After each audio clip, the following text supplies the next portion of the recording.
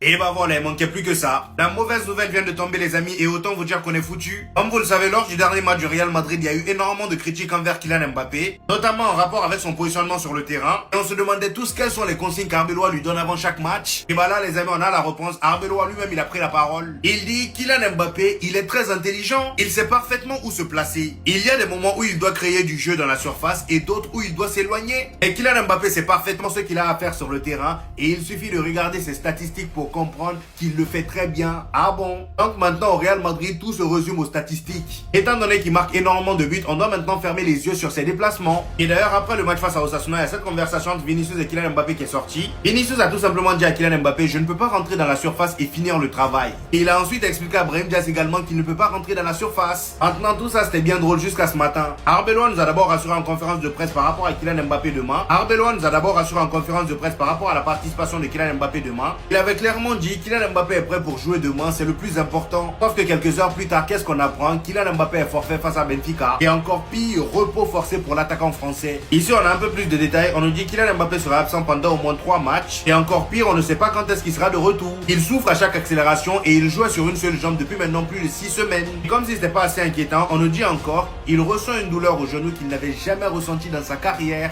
Donc là même, sa participation à la Coupe du Monde avec l'équipe de France est en danger.